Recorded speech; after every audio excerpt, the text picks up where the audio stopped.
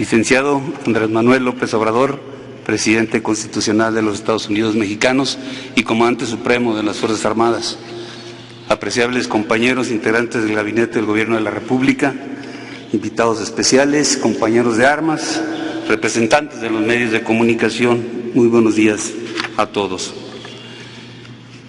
Es un honor hacer uso de la palabra en esta fecha emblemática en la que conmemoramos el 159 aniversario de la Batalla de Puebla. Relevante hecho de armas en México que se remonta al 5 de mayo de 1862, cuando tropas francesas pretendían ultrajar la soberanía nacional.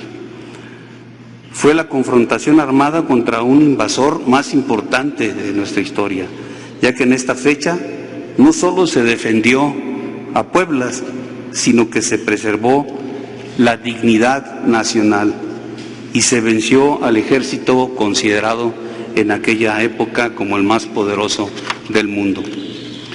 Proeza lograda con el patriotismo, el valor y arrojo del soldado mexicano, que junto al pueblo respaldó al presidente Juárez y enfrentó cuerpo a cuerpo en la primera línea de combate a los invasores, impidiendo su avance y obligándolos a retirarse del campo de batalla.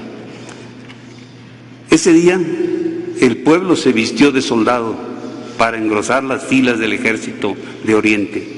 Eran hombres y mujeres sencillos, de los estratos más humildes de nuestra sociedad, imbuidos de un profundo amor a México, que comprendían cabalmente que aquel 5 de mayo estaba en riesgo algo más que una ciudad o su vida misma, el destino de México.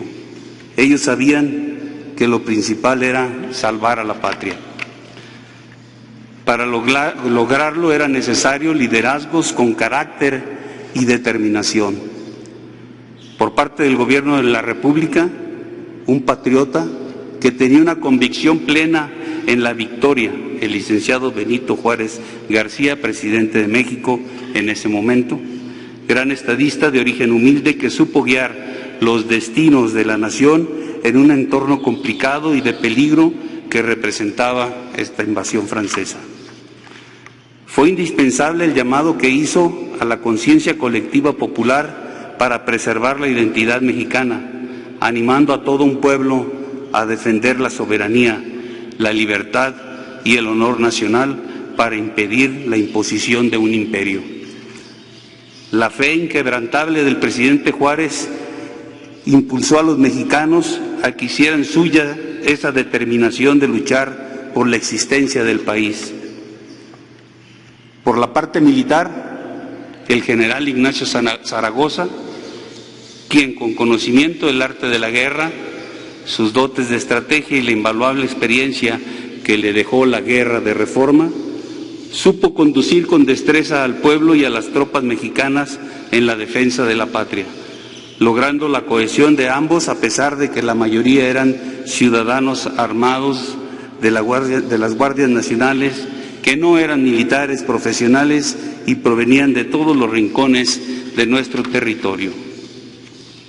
Se trataba del pueblo y del ejército unidos contra un enemigo que contaba con mayores recursos, adiestramiento y experiencia de combate. Pueblo y ejército iniciaron la batalla con grandes desventajas orgánicas y materiales.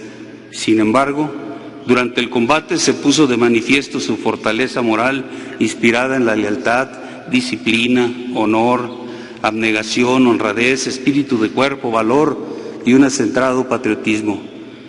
Virtudes que fueron fundamentales para el triunfo y que hoy persisten como base axiológica en los miembros del ejército mexicano. Por ello, la victoria alcanzada en Puebla forjó un férreo espíritu militar en aquellas generaciones de mexicanos, con tal magnitud que fue capaz de impresionar al mundo, pero además dio tiempo al gobierno constitucional de Benito Juárez para preparar la defensa de la República y sobre todo permitió confirmar a México como una nación independiente, libre y soberana. Así se arraigó en el pueblo el sentido de pertenencia y la identidad, característicos de nuestra esencia como mexicanos. El 5 de mayo de 1862 quedó de manifiesto una de las mayores fortalezas de nuestro país, la unidad nacional. En esto radica la importancia de esta batalla, que es la más significativa de nuestra historia.